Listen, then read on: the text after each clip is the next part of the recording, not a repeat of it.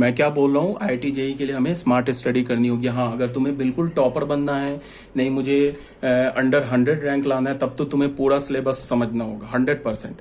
या अगर तुम्हें देखना है कि बस मुझे एक एवरेज रैंक आ जाए, अंडर 1000 आ जाए, अंडर 5000 आ जाए, अंडर 10,000 भी आ जाए, तो तुम्हें एनआईटी मिल जाएगा, नेशनल इंस्टीट्यूट ऑफ टेक्नोलॉजी, बढ़िया कॉलेज मिल जाएगा। ट्रिपल आईटी हैदराबाद हो गया, अच्छे कॉलेज मिल जाएंगे अंडर 10,000 रैंक में भी। तो अगर तुम्हें ऐसा चाहिए, ये तुम्हारा टारगेट है, तब तुम क्या करो कि जो तुम्हें समझ में आता है उसको तो खूब अच्छे से समझो कि उससे क्वेश्चन ना छूटे, और जो नहीं समझ में आता है उस पर एक जनरल ट्राई मारो, जनरल एफर्ट मारो। जनरल एफर्ट मारने का मतलब कि थोड़ा हम कोशिश करेंगे समझने का, और तब भी नहीं समझ में आता है तो उस पर टाइम वेस्ट नहीं करो, उसको छोड़ के आगे बढ़ो, उसको फिर छोड़ ही दो। एक जनरल एफर्ट मारने की जरूरत क्यों होती है? क्योंकि कभी कभी क्या होता है, जैसे मान लो तुम्हें प्रोबेबिलिटी चैप्टर नहीं समझ में आया, ठीक है। जनरली बच्चों को क्या होता है, 12th की प्रोबेबिलिटी टफ लगती है जनरली, तो किसी को प्रोबेबिलिटी नहीं समझ में आया, तो उस पर एक जनरल अपना मतलब एक एफर्ट लगाओ, ठीक है। पढ़ना, हमें चैप्टर बिल्कुल नहीं छोड़ देना है। क्यों? क्योंकि जनरली क्या होता है, प्रोबेबिलिटी चैप्टर से जेईई मेंस में इजी क्वेश्चन आ जाते हैं, ऐसे क्वेश्चन आ जाते हैं जो बिल्कुल बोर्ड लेवल के क्वेश्चन होते हैं। तो तुम एकदम से टॉपिक को, उस चैप्टर को इग्नोर कर दोगे तो वो तो तुमसे सॉल्व ही नहीं होगा। तो जनरल एफर्ट मारना है, बट किसी भी चैप्टर, किसी भी टॉपिक के पीछे नहीं पड़ जाना है कि समझ के ही आगे बढ़ेंगे, दम लेंगे, ऐसा नहीं करना है। जो समझ में आ रहा है उससे क्वेश्चन नहीं छूटना चाहिए, बोर्ड तो हमारा कंप्लीट होना चाहिए। जो नहीं समझ में आ रहा है उसको छोड़ दो, और जो समझ में आ रहा है उससे क्वेश्चन ना छूटे, इस बात को ध्यान में रखो। मतलब कहने का क्या है कि हमें कहीं भी फंसना नहीं है, हमेशा आगे बढ़ते जाना है। फिजिक्स में कहीं हमें कोई टॉपिक नहीं समझ में आया, छोड़ा, एक जनरल एफर्ट मारा उस पर, ठीक है, समझा, आगे बढ़ गए, और जो समझ में आ रहा है उसको खूब अच्छे से समझे। ये फिजिक्स के लिए भी, केमिस्ट्री के लिए भी, मैथ्स के लिए भी, तीनों पे अप्लाई करो, क्योंकि हमें जेईई मेंस में 100% अगर सॉल्व करोगे तब तो टॉपर हो जाओगे। अगर सिर्फ तुम्हें कट ऑफ निकालना है, 10,000 के अंदर तुम्हें रैंक चाहिए, तो तुम उसमें ना, मतलब अगर तुमको जितने क्वेश्चन आते हैं, अगर तुम 50% भी क्वेश्चन सॉल्व कर दोगे तो अच्छा रैंक आ जाएगा, तीनों में अगर सॉल्व कर दिया तो कहने का ये मतलब है, ठीक है। अब बच्चों आ जाओ, नेक्स्ट टॉपिक है हमारा। अब के बाद जो मैं पढ़ा रहा हूँ वो बोर्ड के लिए इंपॉर्टेंट नहीं है, मतलब इंपॉर्टेंट नहीं है, मतलब बोर्ड का सिलेबस ही नहीं है। तो तुम्हें अगर इस पे कोई प्रॉब्लम है तो बिल्कुल इग्नोर कर दो। जो बच्चे सिर्फ बोर्ड के लिए पढ़ रहे हैं वो बिल्कुल आगे, हैंड्स ऑनवर्ड, ये जो भी टॉपिक है इसे तुम बिल्कुल छोड़ दो, ठीक है। और जेईई मेंस के लिए अगर देख लो तो ये टॉपिक इंपॉर्टेंट है, इंपॉर्टेंट का मतलब बहुत इंपॉर्टेंट है, और ये टफ भी नहीं है, बहुत ईजी टॉपिक है। तो देख, क्या यहाँ बोल रहा हूं मैं, समेशन ऑफ डिटर्मिनेंट। अब समेशन ऑफ डिटर्मिनेंट में तुम्हें ऐसे समझना है, मैंने क्या बोला था कि अगर कोई भी, किसी भी, मान लो 2 डिटर्मिनेंट दे रखा है, ठीक है, उस डिटर्मिनेंट के 2 कॉलम्स आइडेंटिकल हैं, 2 डिटर्मिनेंट हैं, उन दोनों डिटर्मिनेंट का मान लो C2 और C3 कॉमन सेम लिखा हुआ है, C2 और C3 कॉलम आइडेंटिकल है दोनों डिटर्मिनेंट का, तो तुम क्या कर सकते हो, उन दोनों डिटर्मिनेंट को C1 कॉलम के लॉन्ग ऐड कर सकते हो, ठीक है। अगर मान लो 3 डिटर्मिनेंट गिवन है और उन तीनों डिटर्मिनेंट का 3x3 ऑर्डर का 3 डिटर्मिनेंट गिवन है, उसमें C2 और C3 कॉलम है, तीनों डिटर्मिनेंट का आइडेंटिकल है, सेम है, तो तुम क्या कर सकते हो, उन तीनों डिटर्मिनेंट को तुम C1 कॉलम के लॉन्ग ऐड कर सकते हो। अगर मान लो 3 डिटर्मिनेंट है जिसका C1 और C3 कॉलम तीनों डिटर्मिनेंट का आइडेंटिकल है, सेम है, तो फिर तुम उस डिटर्मिनेंट को, तीनों डिटर्मिनेंट को सेकंड कॉलम के लॉन्ग ऐड कर सकते हो। ये ऑलरेडी बताया जा चुका है, ठीक है। जैसे इसमें देखो, इस डिटर्मिनेंट में क्या दे रखा है, ये 3 डिटर्मिनेंट है, तो तीनों डिटर्मिनेंट में देखो सेकंड कॉलम, थर्ड कॉलम, तीनों डिटर्मिनेंट का सेम है। तो हमने क्या किया, इस डिटर्मिनेंट को फर्स्ट कॉलम के लॉन्ग हमने क्या कर दिया, ऐड कर दिया। या हम क्या बोलेंगे, A1 B1 C1, A2 B2 C2, A3 B3 C3, XYZ same रह जाएगा, XYZ PQR, ठीक है। अब तुम यहां देखो, इस डिटर्मिनेंट में क्या है, हाँ एक बात और मैंने बता रखा है कि अगर मैं डिटर्मिनेंट और मैट्रिसेस में कोई भी मैं अगर प्रॉपर्टी रो वाइज बोलूं तो वो प्रॉपर्टी कॉलम वाइज मैं अगर नहीं भी बोलूं तो भी एप्लीकेबल है। जैसे मैंने कॉलम के लिए बोला कि अगर 2 कॉलम आइडेंटिकल है तो फिर तीसरे कॉलम के लॉन्ग ऐड कर सकते हो। इसका क्या मतलब है कि अगर 2 रोज आइडेंटिकल है तो तुम तीसरे रो के लॉन्ग ऐड कर सकते हो। जैसे यहां देख लो, इस 3 डिटर्मिनेंट में क्या है, R2 और R3 आइडेंटिकल है तीनों डिटर्मिनेंट का, तो तुम फर्स्ट रो के लॉन्ग ऐड कर सकते हो, ठीक है। समझ में आ रही है बात, फर्स्ट रो के लॉन्ग हम क्या कर सकते हैं, इसको ऐड कर सकते हैं, कोई प्रॉब्लम नहीं है, ठीक है। अब इसको थोड़ा मैंने जनरलाइज कर दिया। यहां मैंने क्या बोला कि हमारे पास n डिटर्मिनेंट्स हैं, इस n डिटर्मिनेंट का सेकेंड रो और थर्ड रो सेम है, आइडेंटिकल है, तो हमने क्या किया, इन एन डिटर्मिनेंट्स को फर्स्ट रो के लॉन्ग ऐड कर दिया, तो हमें क्या मिलेगा, सॉरी रो नहीं, इसका कॉलम आइडेंटिकल है, सेकंड कॉलम थर्ड कॉलम हर एक डिटर्मिनेंट का आइडेंटिकल है। तो मैंने इस डिटर्मिनेंट को, इस एन डिटर्मिनेंट को फर्स्ट कॉलम के लॉन्ग ऐड कर दिया। तो क्या लिखेंगे, A1 यहां से A2 उठाया, यहां से AN उठाया, फिर यहां से B1 B2 यहां से BN उठाया, फिर यहां से C2 यहां C3 यहां से CN उठाया, और second column third column same रख दिया। ठीक है, फिर यहां पे देख लो ये डिटर्मिनेंट है, इसका सेकंड रो और थर्ड रो आइडेंटिकल है इस एन डिटर्मिनेंट का। तो हमने क्या किया, इस डिटर्मिनेंट को फर्स्ट रो के लॉन्ग ऐड कर दिया। तो देख लो सेकंड रो और थर्ड रो सेम रह गया। अब जो ये फर्स्ट रो है इसको हमने क्या लिखा, A1 A2 dot dot AN, फिर B1 B2 dot dot BN, फिर C1 C2 dot dot CN। तो ये ऑलरेडी बताया जा चुका है, बट फिर भी अब इसमें क्या है, क्वेश्चन में देखो, क्वेश्चन में समझेंगे। क्वेश्चन में क्या बोल रहा है कि एक हमारे पास डिटर्मिनेंट दे रखा है डेल्टा आर। डेल्टा आर क्यों दे रखा है, क्योंकि एक फंक्शन लिखा हुआ आर में। डिटर्मिनेंट क्या हमारा एक एक्सप्रेशन है ना, तो ये डिटर्मिनेंट आर में फंक्शन है। ठीक है, ये जो n लिखा हुआ है ये कांस्टेंट है, n का कोई वैल्यू होगा 3 4 5, जस्ट अ कांस्टेंट है ये, और ये हमारा एक r में फंक्शन दे रखा है, ये डेल्टा आर दे रखा है। अब क्या बोल रहा है कि show that sigma r is equal to 1 to n delta r is a constant. ये प्रूव करो कि अगर हमने r का वैल्यू 1 से लेके n तक लिया तो डेल्टा आर क्या होगा, हमारा कांस्टेंट होगा। ठीक है, तो इसको तुम थोड़ा एक स्टेप मैंने छोड़ दिया है, इसको तुम ऐसे समझो। हम लोग ये क्या बोला है, sigma r is equal to 1 to n delta r, ये बोला है ना कांस्टेंट है। तो अगर r का वैल्यू 1 हमने रखा तो क्या हो गया, डेल्टा 1। r का वैल्यू 2 डाला तो क्या हो जाएगा, डेल्टा 2। फिर r का वैल्यू 3 डाला तो हो जाएगा डेल्टा 3। कहाँ तक हमें करना है, डेल्टा n तक, प्लस डेल्टा n, ऐसे लिख लिया। अब बच्चों यहाँ ध्यान दो, अगर तुमने r का वैल्यू 1 डाला ना यहाँ पे, तो हमारा क्या होगा, फर्स्ट रो चेंज होगा। फर्स्ट रो में क्या हो जाएगा, कांस्टेंट आ जाएगा। सेकंड रो और थर्ड रो में कोई फर्क नहीं पड़ेगा, बिकॉज सेकंड रो और थर्ड रो में तो आर है नहीं। फिर आर का वैल्यू 2 डालोगे दूसरे डिटर्मिनेंट में, यहां डालोगे ना, ये क्या है, डेल्टा 2। डेल्टा 2 मतलब कि डिटर्मिनेंट में आर का वैल्यू 2 डालोगे, तो 2 डालोगे तो फिर हमारा फर्स्ट रो ही चेंज होगा, सेकंड रो और थर्ड रो चेंज नहीं होगा। फिर तुम आर का वैल्यू 3 डालोगे तो फिर हमारा फर्स्ट रो चेंज होगा। तो क्या हो रहा है, एक्चुअल में हमारे पास जब तुम आर का वैल्यू 1 से लेके n तक डालोगे तो यहाँ हमारे पास n डिटर्मिनेंट्स आ जाएंगे। उन n डिटर्मिनेंट्स का सेकंड रो और थर्ड रो आइडेंटिकल है। अब फर्स्ट रो के अलोंग फिर हम उसे ऐड कर सकते हैं, तो क्या हो जाएगा, यहाँ पे डेल्टा 1 फाइनल जो हमारे पास डिटर्मिनेंट मिलेगा उसमें क्या होगा, डेल्टा 1 का पहला एलिमेंट, ठीक है, डेल्टा 1 के फर्स्ट रो फर्स्ट कॉलम का पहला एलिमेंट, प्लस डेल्टा 2 के फर्स्ट रो फर्स्ट कॉलम का पहला एलिमेंट, ऐसे करके डेल्टा n के फर्स्ट रो फर्स्ट कॉलम का पहला एलिमेंट यहाँ पे आ जाएगा। फिर यहाँ पे क्या होगा, डेल्टा 1 के फर्स्ट रो सेकंड कॉलम का पहला एलिमेंट, यहाँ पे क्या होगा, डेल्टा 2 के फर्स्ट रो सेकंड कॉलम का पहला एलिमेंट, ऐसे आ जाएगा। यहाँ पे क्या होगा, डेल्टा n के फर्स्ट रो सेकंड कॉलम का पहला एलिमेंट, उसी तरह से यहाँ भी एलिमेंट आ जाएगा, और ये रो और ये 3 एलिमेंट्स तो सेम ही होगा। तो कहने का क्या मतलब है कि ये क्या होगा, यहाँ पे हमारे पास एलिमेंट कैसा आएगा, ऐसा आएगा ना, यहाँ पे जो हमने डिटर्मिनेंट लिया ये जो एलिमेंट आएगा ये r इज इक्वल टू 1 के क्रॉसपॉन्डिंग आएगा। ठीक है, समझ रहे हो बात को, नहीं समझ रहे हो? अगर नहीं समझ रहे हो तो एक काम करते हैं, मैं 2 वैल्यू डाल के दिखा देता हूँ, तुम लोग कंफ्यूज ना हो जाओ, तो मैं 2 डाल के दिखा देता हूँ, उसके बाद जनरल रूल बताता हूँ। मान लो हमने सिग्मा डाला, r is equal to 1 to n डाला, डेल्टा r डाला, तो ये क्या हो जाएगा, चलो मैं लिख के दिखाता हूँ। तो ये हो जाएगा 2 to the power 1, ठीक है, ये बच्चे r-1 है, आई थिंक ये है ना, r-1 है, सॉरी दिस इज r-1, यहाँ पे कुछ गड़बड़ लिख दिया मैंने, दिस इज r-1, ये r-1 है। ठीक है, एक बार चेक कर लेते हैं, हाँ r-1 है ये, ठीक है, कर लेना अपने पीडीएफ में करेक्ट। तो देखो हमने क्या किया, यहाँ देखो ध्यान से, हमने r का वैल्यू 1 डाला तो क्या हो जाएगा 2 - 1, ठीक है, फिर क्या होगा 2 × 3 1 - 1, फिर क्या होगा 4 × 5 1 - 1 x y z, और ये क्या होगा 2 to the power n - 1,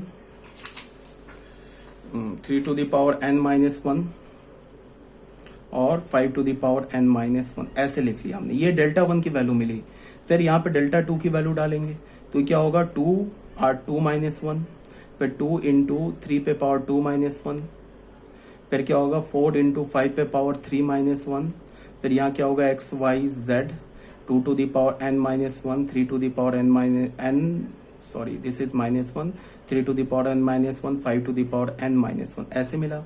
इसको हम लेके आगे चलेंगे, डेल्टा n निकालेंगे तो क्या मिलेगा हमें 2 to the power n minus 1, 2 into 3 पे पावर n माइनस 1, 4 इंटू 5 पे पावर n माइनस 1, फिर यहाँ हो गया एक्स वाई जेड, फिर क्या हो गया 2 to the power n minus 1।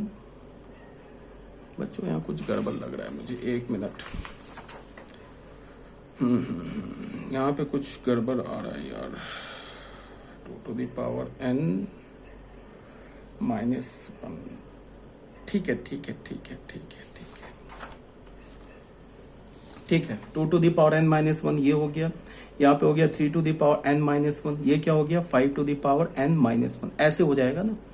ठीक है, अब जब तुम इस डिटर्मिनेंट को, इस सारे ये तो n डिटर्मिनेंट्स लिखे हुए हैं, इन n डिटर्मिनेंट्स में R1 और R3 तो सेम लिखा हुआ है, तो इसको जब तुम ऐड करोगे फर्स्ट रो के लॉन्ग तो ऐसे हो जाएगा ना 2 पे पावर 1 माइनस 1 प्लस 2 पे power 2 minus 1 and so on. यहाँ क्या होगा 2 पे पावर n माइनस 1, यहाँ क्या होगा 2 इंटू 3 पे पावर 1 माइनस 1 प्लस क्या होगा 2 इंटू 3 पे पावर 2 माइनस 1, और फिर क्या होगा प्लस 2 इंटू 3 पे power n minus 1।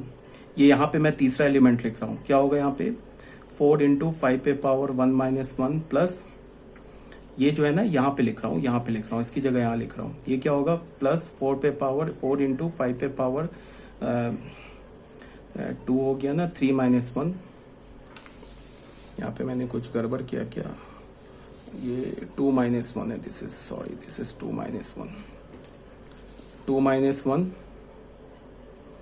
Into plus and so on plus 4 into 5 पे पावर n माइनस 1। ठीक है, ये जो है यहाँ पे थर्ड एलिमेंट लिखा है। फिर क्या हो जाएगा एक्स वाई जेड, क्या होगा 2 पे पावर n माइनस 1, 3 पे पावर n माइनस 1, 5 पे पावर n, ऐसे आ जाएगा, ये डिटर्मिनेंट आ जाएगा। ठीक है बच्चों, अब तुम देखो थोड़ा ध्यान से, यहाँ पे क्या है, ये वैल्यू क्या लिखा हुआ है, ये क्या लिखा है, इसकी बात कर रहा हूँ। ये जो है हमारा है ना फर्स्ट टर्म जो है ना हमारे पास, ये लिखा है 2 to the power r minus 1, इस पर डायरेक्ट अगर तुम सिग्मा लगा दो ना, ये सिग्मा लगा दो तो ये वैल्यू आ जाएगा।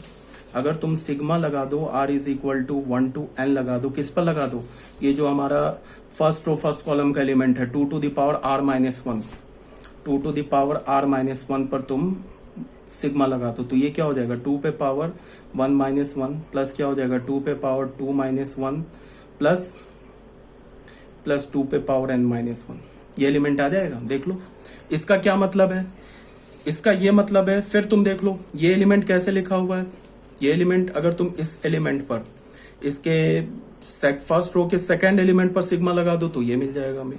अगर तुम फर्स्ट रो के थर्ड एलिमेंट इस पर सिग्मा लगा दो तो फिर ये मिल जाएगा हमें, ये मिल जाएगा। इसका क्या मतलब है, ये मैंने इतना लंबा चौड़ा कैलकुलेशन करके क्यों दिखाया, इसका ये मतलब है कि अब जो बोल रहा हूँ उसको बड़े ध्यान से सुनो। अगर हमारे पास कोई डिटर्मिनेंट r में, x में, y में, z में फंक्शन है और उस डिटर्मिनेंट पे हमें सिग्मा चाहिए, तो तुम सिग्मा को अगर r में या x, y, z में फंक्शन है और वो फंक्शन, वो वेरिएबल सिर्फ एक रो में है या सिर्फ एक कॉलम में, बात को सुनो ध्यान से, मैं बार बार बोल रहा हूँ, सिर्फ एक रो में या सिर्फ एक कॉलम में है, तब तुम सिग्मा को उस रो या कॉलम में ले जा सकते हो। कंडीशन क्या होना चाहिए, अगर एक से ज्यादा रो कॉलम में, अगर तब तुम सिग्मा को अंदर ले गए डिटर्मिनेंट के, फिर गड़बड़ हो जाएगा, तो फिर वहां से गलत रिजल्ट आएगा। मैं बोल रहा हूं सिर्फ एक रो में हो या सिर्फ एक कॉलम में हो, कौन वेरिएबल, जो फंक्शन का वेरिएबल है ना, वो वेरिएबल सिर्फ एक रो में हो या एक कॉलम में हो, तो तुम डिटर्मिनेंट को बड़े आराम से क्या कर सकते हो, सिग्मा को बड़े आराम से डिटर्मिनेंट के अंदर ले जा सकते हो, यही बताना चाह रहा हूं। तो यहाँ पे हमें क्या करना है, इसका डेल्टा चाहिए, तो हमने क्या किया, सिग्मा देखा हमने, पहले वेरिएबल को देखा, वेरिएबल इसका क्या है, फंक्शन का r है, r क्या है, सिर्फ फर्स्ट रो में, और बाकी कहीं सेकंड रो और थर्ड रो में देख लो r नहीं है। तो हमने क्या किया, सिग्मा को डायरेक्ट फर्स्ट रो के हर एक एलिमेंट पे अप्लाई कर दिया, इस पे भी सिग्मा अप्लाई कर दिया, इस पे भी सिग्मा अप्लाई कर दिया, इस पे भी सिग्मा अप्लाई कर दिया, तो हमें वैल्यू क्या मिल जाएगा, sigma r is equal to 1 to n delta r, इसका वैल्यू मिल जाएगा। बार बार बोल रहा हूं, सिर्फ एक रो सिर्फ एक कॉलम में जो फंक्शन का वेरिएबल है वो प्रेजेंट होना चाहिए, सिर्फ एक रो या सिर्फ एक कॉलम में। एक से ज्यादा रो कॉलम में प्रेजेंट है और सिग्मा तुम अंदर ले जाओगे गलत रिजल्ट आ जाएगा। तो हमने क्या किया, सबसे पहले इसको देखो, हमने क्या किया, पहले इसका वैल्यू कैलकुलेट किया। देख लो यहाँ पे कैलकुलेट कर लिया, इसका वैल्यू कैलकुलेट किया तो यहाँ पे तो सिंपल जीपी लग गया, जीपी का सम ऑफ एन टर्म्स लग गया, तो उस पर वैल्यू हमें क्या मिल गया, 2 to the power n-1। यहाँ मैं काफी मिस्टेक कर रहा हूँ, sorry, this is 2 to the power n-1, यहाँ पे मिस्टेक हो रहा है मुझसे, 2 to the power n-1, ठीक है। फिर मैंने क्या किया कि इस पर सिग्मा लिया, इसका सिग्मा लिया, इसका सिग्मा को कैलकुलेट किया, अगेन ये जीपी का लग जाएगा एन टर्म्स, हमें क्या मिल गया 3 to the power n-1। फिर इस पर सिग्मा लिया, देखो फर्स्ट और थर्ड कॉलम के एलिमेंट, इस पर सिग्मा लिया तो फिर यहाँ पे जीपी के n-1 एन टर्म्स का सम मिल जाएगा, तो हमें क्या मिल गया 5 to the power n-1। तो इससे इसको किससे रिप्लेस कर दिया, 2 to the power n-1, 3 to the power n-1, 5 to the power n-1। Second row third row तो सेम रह गया। अब तुम देखो इसमें first row third row identical हो गया, तो इस डिटर्मिनेंट का वैल्यू क्या हो गया, 0। 0 क्या कांस्टेंट होता है, तो क्वेश्चन में क्या बोल रहा है, प्रूफ करने के लिए बोल रहा है ना कि proof that this is constant, तो हो गया प्रूफ, 0 इज अ कांस्टेंट, 0 भी हमारा कांस्टेंट होता है ना, तो प्रूफ हो गया। अब बच्चों देखो क्वेश्चन नंबर 2 में आ जाओ। क्वेश्चन नंबर 2 में क्या है कि फिर डेल्टा दे रखा है, डेल्टा आर दे रखा है, मतलब ये जो हमारा एक फंक्शन लिखा हुआ है, डिटर्मिनेंट को तुम एक्सपेंड करोगे ना तो ये एक फंक्शन आ जाएगा आर में, और यहाँ पे क्या बोल रहा है, then find sigma r is equal to 1 to n delta r. तो सबसे पहले हमने क्या देखा कि इसमें जो फंक्शन का वेरिएबल है वो फर्स्ट रो में है और सेकंड रो थर्ड रो में कहीं प्रेजेंट नहीं है। इसका मतलब क्या है कि तुम फर्स्ट रो के हर एक एलिमेंट पर तुम सिग्मा अप्लाई कर सकते हो। अगर मान लो आर सेकंड रो थर्ड रो में किसी भी एक एलिमेंट में हो जाता, तब फिर हम सिग्मा नहीं ले जा सकते अंदर। तो हमने क्या किया, sigma r is equal to 1 to n किया डेल्टा आर, तो ये इसका वैल्यू आ गया, ठीक है। उसके बाद फर्स्ट रो में आर है, तो हमने क्या किया, वही मैंने दिखाया थोड़ा एक्सपेंड करके, आर का वैल्यू 1 डालोगे ये मिलेगा। फिर इसका मतलब क्या है, अब तुम इसमें देख लो second row third row identical है, तो हमने फर्स्ट रो के लॉन्ग एक्सपैंड ये इसको ऐड कर दिया, तो फर्स्ट रो का पहला एलिमेंट ये मिल गया, फर्स्ट रो का दूसरा एलिमेंट ये मिल गया, फर्स्ट रो का तीसरा एलिमेंट ये मिल गया। ये किसके वैल्यू है, sigma r is equal to 1 to r के इक्वल है। ये किसके इक्वल है, sigma r is equal to 1 r square के इक्वल है। ये किसके इक्वल है, sigma r is equal to 1 7 के इक्वल है। तो इतना करने से अच्छा था, ये स्टेप और ये स्टेप्स करने से अच्छा था कि हम सिग्मा को क्या करते कि डायरेक्ट ही फर्स्ट रो में ले जाते, फर्स्ट रो के हर एक एलिमेंट पे सिग्मा अप्लाई कर देते, तो हमें डायरेक्ट यहाँ से ये रिजल्ट मिल जाता, ये करने की जरूरत ही नहीं था। तो हमने क्या किया, फर्स्ट रो के हर एक एलिमेंट पर सिग्मा अप्लाई कर दिया। अब ये तो सिंपल है, एपी का sum of first N natural number, वो याद करने के लिए तुम्हें याद होगा nn+1/2। ये क्या है, sum of square of first N natural number क्या होता है, nn+1 2n+1/6, वो लिख दिया। ये 7 को बाहर किया तो n आ जाएगा, 7 को बाहर किया तो r इज इक्वल टू 1 से n तक क्या इसका वैल्यू क्या होगा, n, तो ये 7n हो गया। तो ये वैल्यू वैल्यूएट हो गया, यही इसका वैल्यू है। किसका वैल्यू है ये, sigma r is equal to 1 to n delta r का वैल्यू है, ठीक है। अब बच्चों आ जाओ क्वेश्चन नंबर 3 पर। क्वेश्चन नंबर 3 में भी यही बोल रहा है, डेल्टा आर दे रखा है, ठीक है, और क्या बोल रहा है, show that r is equal to 1 to delta r is equal to 0। फिर हमने क्या देखा कि इसका जो फंक्शन का वेरिएबल है, ये फंक्शन लिखा हुआ है, इसको इवेल्युएट करोगे ना n, और ये तो कांस्टेंट है, एक्स वाई जेड को भी तुम कांस्टेंट मानो, ये बिकॉज ये फंक्शन का वेरिएबल नहीं है। तो यहाँ पे क्या है, ये आर में ए आर वेरिएबल में फंक्शन लिखा हुआ है। आर जो है हमारा वो क्या है, आर एक ही फर्स्ट ही कॉलम में, सेकंड और थर्ड कॉलम में तो कहीं आर दिख नहीं रहा है। इसका क्या मतलब है कि सिग्मा को हम फर्स्ट कॉलम के हर एक एलिमेंट पे अप्लाई कर सकते हैं। तो हमने क्या किया, फर्स्ट कॉलम में ले गए, तो डेल्टा आर दे रखा है, sigma r is equal to 1 to delta r क्या होगा, फर्स्ट कॉलम के पहले एलिमेंट पे सिग्मा अप्लाई कर दिया, दूसरे तीसरे पे अप्लाई कर दिया। अब इसको अलग अलग हमने कैलकुलेट कर लिया है। इसका वैल्यू क्या होगा, sum of first N natural number nn+1/2। यहाँ से r का वैल्यू 1 से लेके n तक डालोगे तो हमें क्या मिलेगा, 1 3 5 2n-1। ये क्या लिखा हुआ है, sum of first N odd natural number. तो ये भी मैंने याद करने के लिए बोला था कि sum of first N odd natural number क्या होता है, n स्क्वायर होता है, ठीक है। तो यहाँ से हमें क्या मिल गया, n स्क्वायर। फिर यहाँ पे क्या है 3r-2, यहाँ पे तुम डालोगे 1 4 7। तो ये क्या हमारा, ये तो एपी में, इसका कॉमन डिफरेंस क्या होता है 3, कॉमन डिफरेंस क्या है 3, और कितने टर्म्स है n टर्म्स है, तो यहाँ पे हमने सम अप्लाई कर दिया। n/2 first term plus last term कर दिया, तो ये हमें मिल गया। तो ये तीनों सिग्मा का वैल्यू निकाल लिया हमने। अब ये तीनों वैल्यू को डाल दिया यहाँ पे, इसकी जगह NS को ये nn प्लस 1/2 डाल दिया, यहाँ n² डाल दिया, यहाँ क्या डाल दिया n 3n माइनस 1/2 डाल दिया। ऐसा करने पे हमारा फर्स्ट कॉलम और थर्ड कॉलम आइडेंटिकल हो गया, तो डिटर्मिनेंट का वैल्यू 0 हो गया। और यही 0 तो हमें प्रूफ करने के लिए बोला है, तो फिर क्या हो गया, हेंस प्रूफ हो गया। अब आ जाओ बच्चों क्वेश्चन नंबर 4 पे। क्वेश्चन नंबर 4 में क्या बोल रहा है कि find sigma r is equal to 1 to 20 delta r। ये हमें निकालना है, डेल्टा r गिवन है।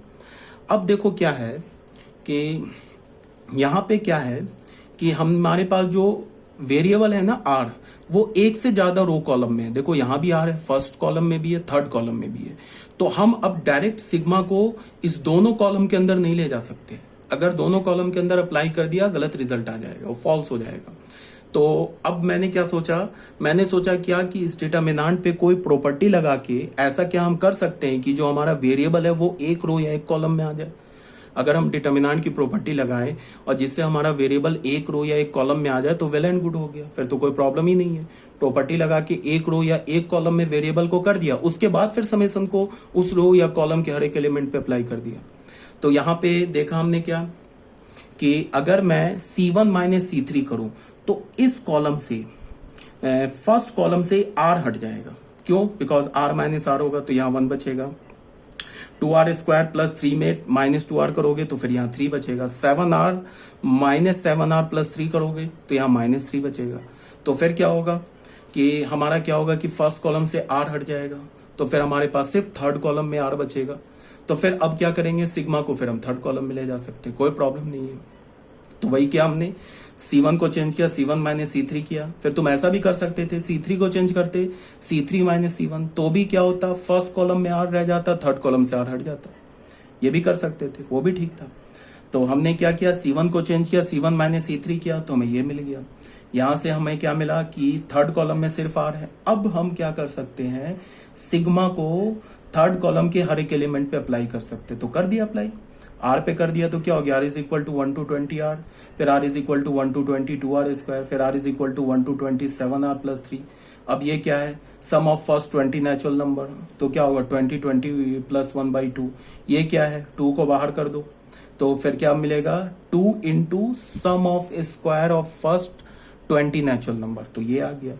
यहाँ पे इसको डालोगे, r का वैल्यू 1 से 20, ये हमें क्या मिल जाएगा, एक AP मिल जाएगा। तो उस AP को हमने कैलकुलेट कर लिया, ठीक है। उसके बाद ये हमारा आंसर आ गया, ये डिटर्मिनेंट का वैल्यू आंसर आ गया। फर्दर मैंने इसे सॉल्व नहीं किया है, तो हाँ फर्दर मैंने नहीं सॉल्व किया है, यहाँ पे बस इसको थोड़ा सा इवैल्यूएट कर दिया। इसको आगे तुम इवैल्यूएट कर लो, डिटर्मिनेंट का वैल्यू जो होगा वो हमारा रिक्वायर्ड आंसर होगा, ठीक है। अब बच्चों आ जाओ क्वेश्चन नंबर 5 पे।